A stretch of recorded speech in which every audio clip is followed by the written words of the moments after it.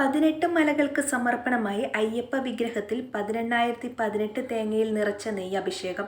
ശബരിമല സന്നിധാനത്ത് തിരക്ക് തുടരുന്നതിനിടെ പുതുവർഷ പുലരിയിൽ 4 ഭക്തന്മാരുടെ വഴിപാടായി ശബരീശന് 18,018 നെയ്യഭിഷേകം.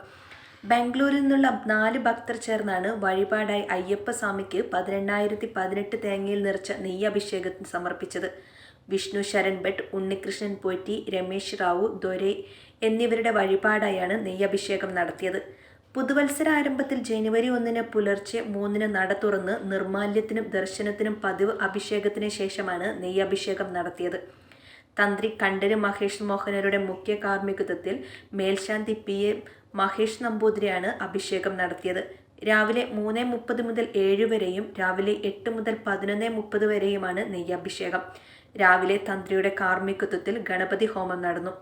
20,000 നെയ്ത്തേങ്ങയാണ് വിഷ്ണു ശരൺ ഭട്ടും സുഹൃത്തുക്കളും അഭിഷേകത്തിനായി ഒരുക്കിയത്. 2021 ജനുവരി 1 ഇവർ 18,018 നെയ്ത്തേങ്ങ നെയ്യഭിഷേകം നടത്തിയിരുന്നു. തിരുവിതാംകൂർ ദേവസ്വം ബോർഡിന് മുതൽക്കൂട്ടായി തുക നൽകി. പമ്പ ഗണപതി കോവിലിൽ വെച്ച് നെയ്ത്തേങ്ങ നിറച്ച് ട്രാക്ടറിൽ സന്നിധാനത്തെത്തിക്കുകയായിരുന്നു. സന്നിധാനത്ത് വെച്ച് നെയ്ത്തേങ്ങ പൊട്ടിച്ച് പ്രത്യേകം പാത്രങ്ങളിലാക്കിയാണ് അഭിഷേകം ചെയ്തത്. ഇതിന് പുറമെ പുതുവത്സരത്തിൽ ഭക്തർക്ക് അന്നദാനമായി സദ്യ ഒരുക്കി. ദേവസ്വം ബോർഡിന് മുതൽക്കൂട്ട് നൽകിയാണിതെന്ന് ഉണ്ണികൃഷ്ണൻ പറഞ്ഞു. സന്നിധാനത്ത് രാവിലെ 51 പേരുടെ മേളവും നടത്തിയിരുന്നു. ശബരിമലയിലെ 18 മലകളെ പ്രാർത്ഥിച്ചാണ് ഒരു മലയ്ക്ക് 1001 നെയ്ത്തേങ്ങ വീതം അഭിഷേകം ചെയ്തത്. ന്യൂസ് ഡെസ്ക് സമയം മലയാളം.